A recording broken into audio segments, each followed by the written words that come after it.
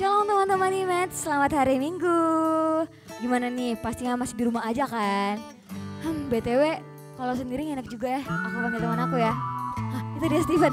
Steven sini. Duh, ada apa sih, Van? Ini teman-teman Imet mau ketemu sama kita berdua. Iya. Cie, kangen kita ya. Aku sih emang ngangenin sih, Van. Aduh Pen, udah ya stop aja, mending kamu sapa itu teman-teman Imet yang ada di rumah. Yaudah. Hai teman-teman semua, kembali lagi bersama kita. Aku Steven Natanael. Aku Ivana Alfionita. Nih Pen, aku mau nanya. Masih inget gak tema khotbah kita minggu-minggu yang lalu? Masih dong. Coba sebutin. Nih, yang pertama, kasih Tuhan dalam segala keadaan. Ya benar. Mencintai Tuhan dengan segala hati. Terus? Mengasihi Tuhan dengan segenap jiwa. Oh gitu. Wow, keren. Apa? Kita minggu ini mau belajar tema apa? Nah, minggu ini kita mau belajar tema tentang mengasihi Tuhan dengan segenap akal budi kita, Pen. Wow, keren tuh, keren.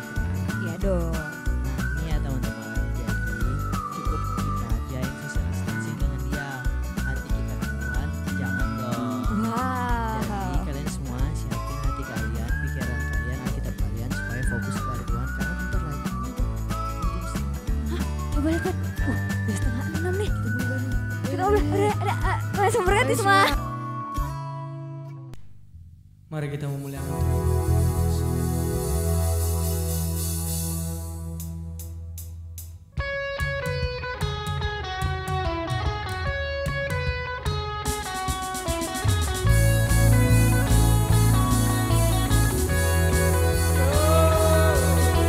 Kita akan menjadi saudara bersorak.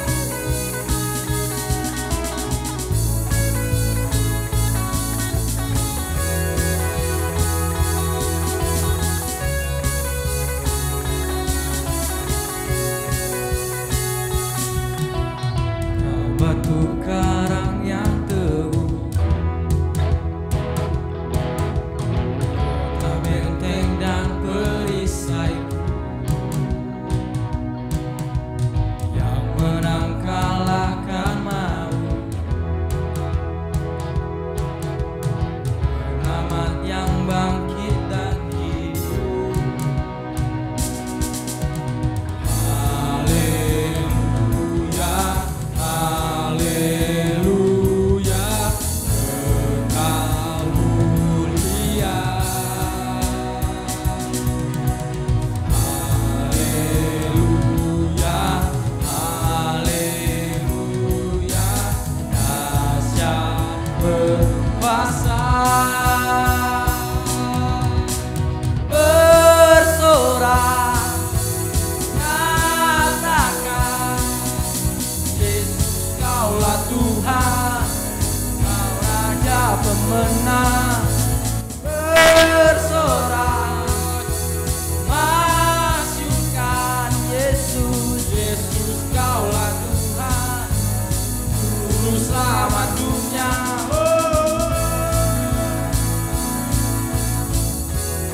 Angkat lagi pujian ini saudara.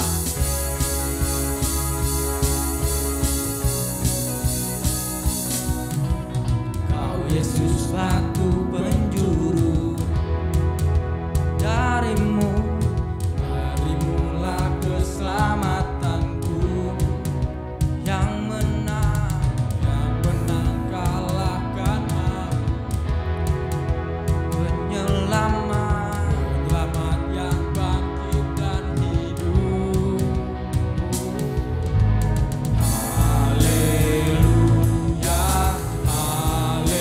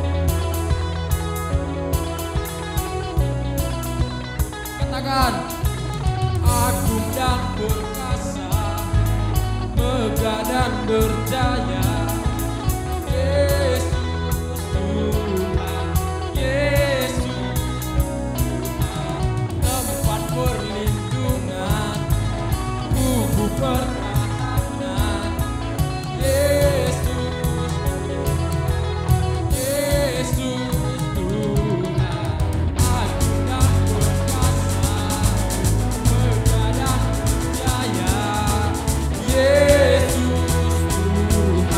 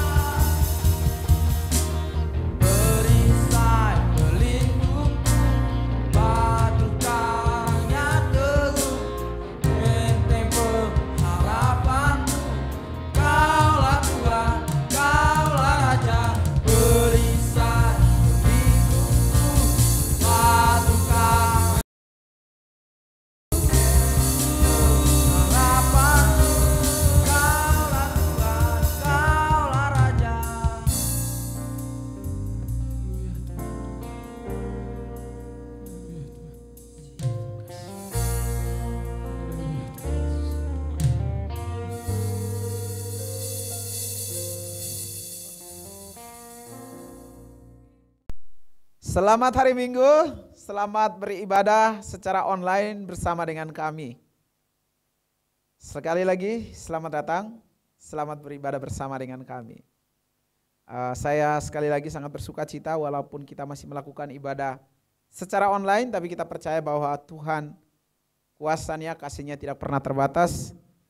Dia senantiasa menolong dan menyertai kita semua. Sebentar kita akan dengarkan firman Tuhan, namun sebelumnya mari kita tundukkan kepala dan kita berdoa. Tuhan, terima kasih untuk hari yang baik, hari yang indah. Kami boleh belajar firman-Mu. Saya berdoa biarlah kebenaran firman Tuhan memberi kami pemahaman, pengertian yang baik, cara hidup yang baik, sehingga kami dapat hidup sesuai dengan apa yang Tuhan mau. Saya berdoa Tuhan memberkati mereka yang mendengarnya dan juga Roh Kudus menolong saya untuk dapat menyampaikannya dengan baik. Dalam nama Tuhan Yesus, amin. Hari ini kita akan melanjutkan topik kita yaitu mengasihi Tuhan. Sebagaimana sudah kita belajar pada minggu-minggu sebelumnya yaitu mengasihi Tuhan dengan segenap hati, mengasihi Tuhan dengan segenap jiwa, mengasihi Tuhan dengan akal budi dan seluruh kekuatan sebagaimana ditulis di dalam Injil Matius pasal 22 ayatnya ke-37 dan 38. Atau di dalam Markus pasal 12 ayat 30 dan 31. Dari ayat-ayat itu kita dapat mengambil pelajaran bahwa pada saat kita menjadi anak Tuhan atau kita percaya Yesus, sebenarnya ciri daripada kehidupan kita ini adalah hidup di dalam kasih. Atau kehidupan kita ini adalah kehidupan yang mencerminkan kasih. Yaitu kasih kepada Tuhan atau mencintai Tuhan dan kasih kepada sesama atau mencintai sesama. Mengapa anak Tuhan perlu hidup di dalam kasih? Karena Tuhan kita adalah Tuhan yang penuh dengan kasih. Bapa kita di sorga adalah Bapa yang penuh dengan kasih. Nah, kalau Bapaknya adalah Bapa yang penuh kasih, ya wajarlah kalau kemudian anak-anaknya juga hidup di dalam kasih. Itu sebabnya Yesus bilang, orang yang mengasihi adalah murid Tuhan. Anak Tuhan adalah orang yang hidup di dalam kasih. Jadi itu sebabnya ciri daripada kita sebagai anak Tuhan atau pengikut Kristus adalah hidup di dalam kasih. Nah, seperti yang tadi sudah saya sebutkan, yaitu tentang mengasihi Tuhan di dalam hati, pikiran, segenap akal budi dan kekuatan. Minggu-minggu kemarin kita sudah belajar tentang mengasihi Tuhan dengan hati dan jiwa. Hari ini saya mengajak kita untuk belajar tentang mengasihi Tuhan dengan segenap akal budi. Semua siap belajar? Jadi hari ini kita belajar tentang mengasihi Tuhan dengan segenap akal budi. Pertanyaannya begini, apa yang dimaksud dengan akal budi sampai Yesus bilang mengasihi Tuhan dengan segenap akal budi? Apakah akal budi itu? Untuk mengerti arti akal budi, saya mau ajak kita untuk mempelajari satu kata yang dipakai oleh Matius untuk menulis Alkitab ini, kata yang berasal dari bahasa Yunani karena memang seperti yang sudah saya sampaikan bahwa Alkitab Perjanjian Baru itu ditulis dengan bahasa Yunani. Jadi kata Yunani yang digunakan untuk menuliskan akal itu adalah dianoia.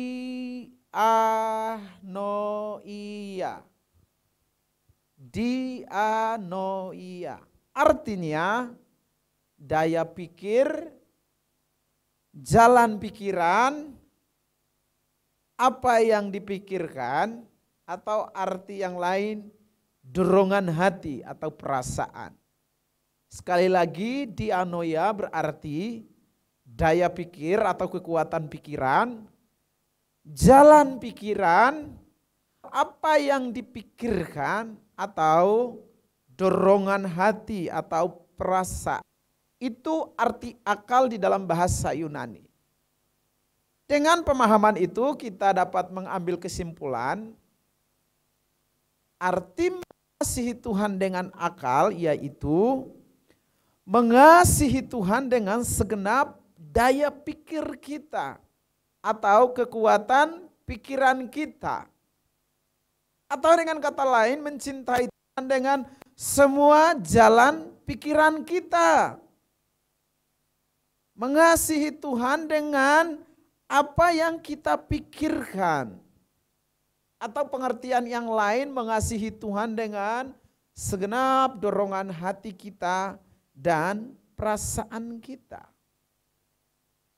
Itu arti kata dianoia yang diterjemahkan dalam bahasa Indonesia sebagai akal.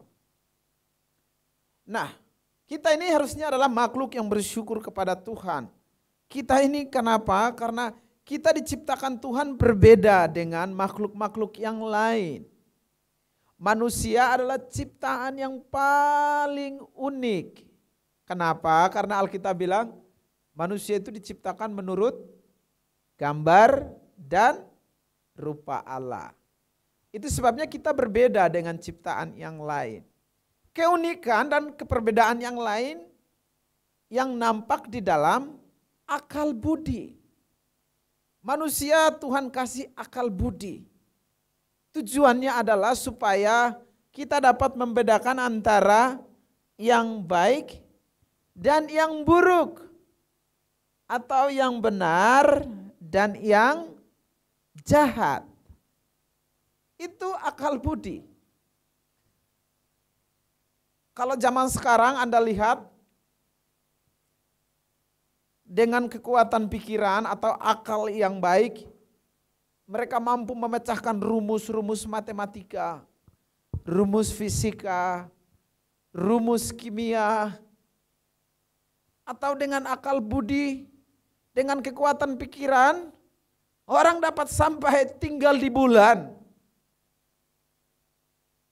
Itu kekuatan daripada akal. Nah, walaupun akal ini untuk membedakan mana yang baik dan mana yang jahat, atau mana yang benar dan mana yang buruk, kita melihat bahwa tidak semua orang menggunakan akalnya dalam kehidupan mereka. Tidak semua orang menggunakan akal untuk membedakan antara mana baik dan mana yang buruk, atau mana yang jahat dan mana yang baik. Sehingga kita temukan bahwa orang hidup dengan perilaku yang tidak bisa membedakan yang benar dan yang salah. Yang salah pun dianggap baik. Kenapa yang salah dianggap baik? Karena tidak menggunakan akal sehat dengan baik. Tidak menggunakan akalnya dengan baik. Contoh, mengambil hak orang lain itu adalah tidak baik. Tetapi masih ada zaman sekarang kita temukan orang korupsi mengambil hak yang bukan menjadi miliknya. Mencuri itu tidak baik. Tetapi kita masih temukan banyak orang melakukan pencurian di mana-mana. Pelakor itu kan enggak baik. Tetapi kita masih mendengar ada pelakor. Apalagi zaman sekarang. Bermain TikTok misalkan. Menggunakan baju atau pakaian yang kekurangan bahan. Saya istilahkan dengan istilah saya, pakaian yang you can see. TikToknya sih nggak salah, saya sekali lagi nggak alergi dengan TikTok. Tetapi saya alergi dengan pakaian-pakaian yang kekurangan bahan itu.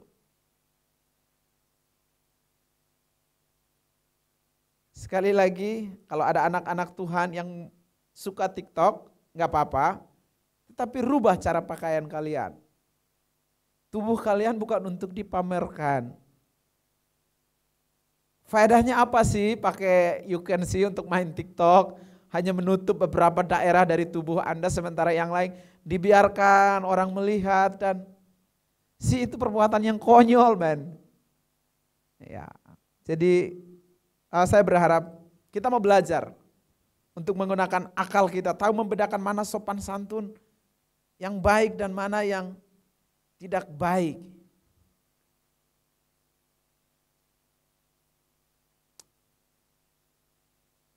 LGBT itu kan enggak baik. Tetapi kita masih mendengar, masih ada LGBT. Menyukai sesama jenis.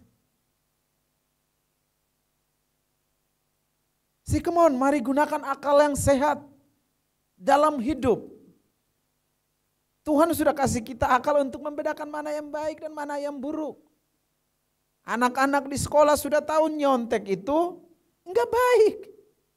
Tetapi masih aja nyontek. Contoh yang lain di dalam pacaran misalkan. Dia sudah punya pacar tetapi masih melirik yang lain. Dia kira itu tidak menyakiti hati pasangan dia. Enak ya kamu yang ngelirik, tapi kasihan dianya. Dan kamu tunggu giliran kamu, nanti kamu juga digituin. Tolong pakai akal sehat. Gunakan dong akal sehat itu. Supaya bisa membedakan mana yang baik dan mana yang benar. Sekali lagi, kita ini manusia, Tuhan ciptakan kita berbeda. Salah satu yang unik dalam diri kita, kita punya akal. Untuk tahu membedakan mana yang baik dan mana yang buruk. Dan Tuhan juga kasih kita akal supaya kita buat perencanaan dengan baik di dalam kehidupan kita. Jalan pikiran kita, daya pikir kita gunakan untuk merancang masa depan. Ada orang saya temukan kerjanya tidur-tidur saja, tapi pengen masa depannya cerah. Aneh. Mungkin karena dia mendengar bahwa burung di udara Tuhan pelihara, jadi dia kira hidup dia seperti burung dan dipelihara. Tidak, kita berbeda dengan burung. Memang janji Tuhan, Tuhan pelihara burung dan kehidupan kita pun dipelihara. Tapi kan kita mesti bertindak dong. Ingat Alkitab bilang kalau siapa yang cuma kerjanya tidur dan tidak bekerja nggak boleh makan. Itu ayatnya. Jadi anak-anak muda, pakai akal kalian. Pakai otak, akal, pemikiran kita yang masih brilian, masih cemerlang. Hidup dengan kreativitas, dengan daya juang untuk menjangkau hari depan. Jangan hidup seperti orang malas. Amsal bilang malas, belajarlah kepada semut. Sekali lagi bersyukur kita punya akal budi yang baik. Di dalam Hosea pasal 4 ayat 6, di dalam bahasa Inggris dia bilang begini, "My people are destroyed for lack of knowledge." Di dalam bahasa Indonesia dia bilang, umatku binasa karena tidak memiliki pengetahuan. Zaman sekarang Anda mau memiliki pengetahuan itu mah gampang. Kan udah zaman online semua, tinggal di googling aja tuh. Semua yang Anda, informasi yang Anda perlukan itu Anda dapatkan. Tetapi mah zaman sekarang mah aneh. Orang gunakan sosmed untuk hanya apa? Pansos, ngosipin orang, buat TikTok yang itu tadi, pamerkan tubuh mereka yang enggak tahu lagi lah. Enggak jelas dimanfaatkan dengan baik. Gini. Surga itu enggak kekurangan berkat. Surga itu enggak pernah kekurangan mujizat dan Tuhan itu tidak pernah kekurangan cara untuk memberkati anak-anaknya. Hanya anak-anaknya itu yang konyol. Kenapa konyol? Enggak mau belajar. Padahal Tuhan sudah taruh tono, akal, pakai itu akal. Tapi kitanya nggak mau pakai itu akal. Kalau bisa berdoa, oh Tuhan bukakan langit. Ya berdoa minta mobil, berharap Tuhan buka langit. Ya beruntung Tuhan nggak buka, kalau itu mobil jatuh dari langit apa jadi? Matilah kita. Jadi pakai akal, sekali lagi pakai akal. Itu akal digunakan, tolong digunakan. Itu kalau kalian sedang ikutin dengan orang di samping kanan kiri kalian, tuh tepuk pundaknya katakan, hei pakailah akal dalam hidup. Ketok pundaknya, hei pakai akal. Ingat Tuhan sudah kasih akal dalam hidup kita, gunakan itu akal. Nah, kita lanjut kepada bagian yang terakhir. Langkah-langkah praktis untuk mengasihi Tuhan dengan segenap akal budi. Karena yang Yesus perintahkan di ayat itu adalah cintailah Tuhan dengan segenap akal budi. Bagaimana supaya kita dapat mencintai Tuhan dengan segenap akal budi? Yang pertama, mengasihi Tuhan dengan akal budi yang terus-menerus diperbaharui. Garis bawahi kata terus-menerus diperbaharui. Kenapa perlu diperbaharui? Kenapa? Nah teman-teman begini. Pada awal Tuhan menciptakan kita ini sebagai makhluk yang mulia, yang kudus. Tetapi kita ingat bahwa kedua nenek moyang kita itu, Om Adam dengan Tante Hawa ini, tidak taat sama Tuhan. Akhirnya mereka jatuh dalam dosa dan kita semua yang ada sekarang mewarisi dosa turunan. Dan pikiran kita ini sudah terkena dengan dosa. Itu sebabnya kita perlu diperbaharui pikiran kita. Terus yang kedua, kenapa perlu diperbaharui pikiran kita? Ingat, dunia yang kita tinggal sekarang ini dunia yang penuh dengan dosa.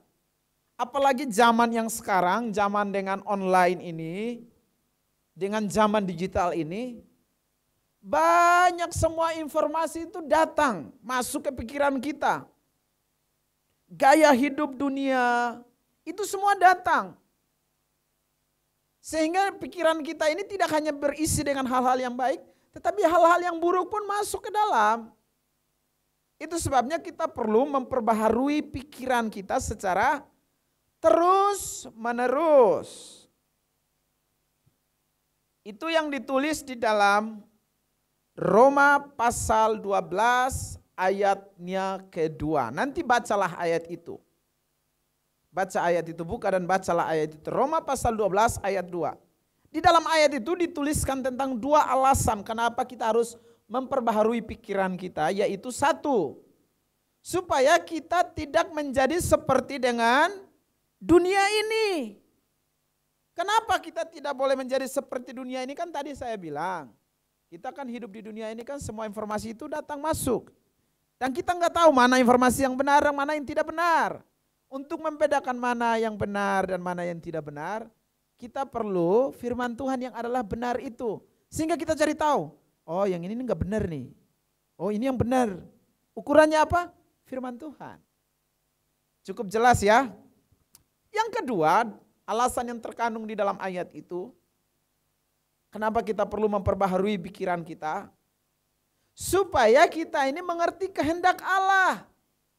Yaitu apa yang baik dan apa yang berkenan kepada Allah dan yang sempurna.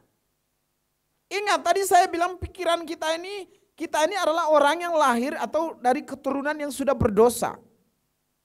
Itu sebabnya kalau kita mau mengerti kehendak Allah yang baik dan yang sempurna, kita perlu firman Tuhan.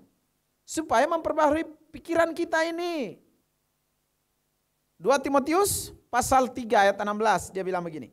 Segala tulisan yang diilhamkan Allah atau sederhananya firman Tuhan yang ada di dalam Alkitab yang kita punya ini punya manfaat. Apa manfaatnya? 1, mengajar. 2, menyatakan kesalahan. 3, memperbaiki kelakuan. Dan 4, mendidik orang di dalam kebenaran. Jadi kalau mau supaya orang hidup benar, mau supaya kelakuan berubah, caranya adalah belajar dari firman Tuhan. Itu aja. Belajar dari firman Tuhan. Supaya kita jadi benar. Nah, bagaimana kita mau belajar firman Tuhan? Baru buka Alkitab aja pun, ini jadi obat ngantuk, ini jadi tidur. Baru dengar khotbah sebentar, udah menguap, gak jelas. Ya bagaimana firman Tuhan mau mengubahkan hidup kalau Alkitab aja gak pernah dipakai. Kalaupun ada Alkitab di rumah mungkin Alkitabnya sudah berdebu-debu. Karena apa? Gak pernah dibaca. Atau kalaupun zaman sekarang kan udah ada aplikasi Alkitab tuh. Di-download hanya sebagai aksesoris handphone. Supaya kalau buka orang tahu, oh ada Alkitab di dalam handphone dia. Wah keren juga anak ini ya. Tapi gak pernah dibaca. Buat kalian yang handphone ada Alkitab yang gak pernah dibaca, hapus aja deh. Percuma, pikir penuh memori. Apa susahnya baca Alkitab? Oke deh, pertama kali buka ngantuk gak apa-apa. Terusin aja, dipaksain.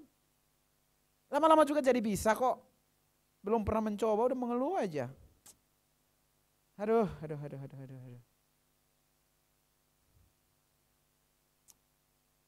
Udah deh, langkah kedua lah. Ini langkah yang kedua.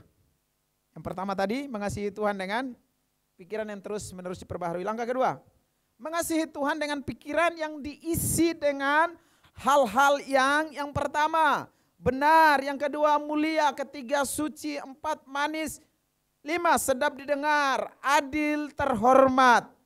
Ini ayatnya. Filipi 4 ayat 18 ditulis begini. Jadi akhirnya saudara-saudara, semua yang benar, semua yang mulia, semua yang adil, semua yang suci, semua yang manis, semua yang sedap didengar, semua yang disebut kebajikan dan patut dipuji, pikirkanlah semua itu. Jadi saya harap setelah dengar ayat ini semua pikiran kotor, piktor-piktor itu disucikan dengan firman. Amin. Ya kan? Setiap pikiran kotor itu udah mulai disucikan ini. Sekali lagi saya baca ayat ini. Jadi akhirnya saudara-saudara, semua yang benar, semua yang mulia, semua yang adil, semua yang suci, semua yang manis, semua yang sedap didengar, yang disebut kebajikan dan patut dipuji, pikirkanlah semua itu. Isilah pikiran kita dengan hal-hal yang baik ini. Sebagai bentuk kita memuliakan Tuhan. Ingat sekali lagi, hidup sebagai anak Tuhan, hidup sebagai pengikut Kristus adalah hidup di dalam kasih. Mengasihi Allah, mengasihi sesama. Nanti bulan Juni yang akan datang kita akan belajar tentang mengasihi sesama. Jadi tetap mengikuti terus ibadah online Image Batam. Dan minggu depan akan kita belajar tentang mengasihi Tuhan dengan segenap kekuatan. Jadi tetap mengikuti ibadah ini. Dan sekali lagi, bagaimana supaya kita mengasihi Tuhan dengan segenap akal kita? Ada dua hal yang tadi saya bagikan. Yang pertama, isi pikiran, mengasihi Tuhan dengan akal yang terus menerus diperbaharui. Baharui terus. Caranya adalah memperbaharui pikiran dengan firman Tuhan. Yang kedua, belajarlah untuk mengisi pikiran kita dengan hal-hal yang positif, yang manis, yang terhormat, yang patut dipuji. Ingat, gosip itu enggak manis, gosip itu jelek. Walaupun enak di telinga lo, tapi menyakitin bagi orang yang kamu gosipin. Apalagi yang terhormat. Dan seterusnya hal-hal yang baik. Tuhan Yesus memberkati kita semua. Sebelum saya mengakhiri, seperti biasa, saya mau ajak kita semua berdoa untuk Indonesia, biar Tuhan pelihara Indonesia. Juga biar corona ini cepat berlalu. Kita juga berdoa buat para dokter, bidan yang bekerja di garis terdepan. Biar Tuhan bantu mereka. Mari kita satukan hati dan kita berdoa semua teman-teman. Tuhan Yesus, kami berterima kasih. Untuk waktu yang baik kami boleh belajar dari firman Tuhan. Bagaimana mengasihi Engkau dengan segenap akal kami. Kami berterima kasih karena kami diciptakan berbeda dengan makhluk yang lain. Kami diberi akal budi supaya kami tahu membedakan mana yang jahat, mana yang baik. Kami tahu langkah mana yang harus kami ambil. Itu yang kami berdoa. Biar Roh Kudus menolong kami melalui firman Tuhan yang baru saja kami dengar. Saat ini juga kami berdoa untuk bangsa kami Indonesia. Tuhan tolong bangsa kami. Berkati pemerintahan kami. Dalam upaya mereka bekerja sampai hari ini untuk menjaga kesejahteraan, menghadapi COVID-19 ini kami berdoa Tuhan beri hikmat, pertolongan Tuhan atas presiden kami, atas menteri kami, atas semua pemerintahan yang ada di bangsa ini. Kami menyerahkan kota Batam dalam tangan kasih-Mu, Engkau memberkati kota ini. Kami juga berdoa bagi semua jemaat-Mu dimanapun mereka berada. Mungkin mereka yang sedang mengalami goncangan ekonomi karena pandemi COVID. Mereka yang mengalami sakit penyakit kami berdoa berkat mujizat Tuhan atas mereka.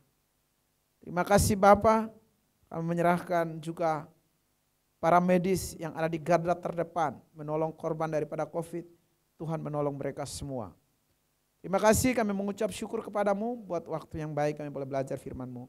Dalam nama Tuhan Yesus semua kita katakan amin. Tuhan memberkati. Shalom.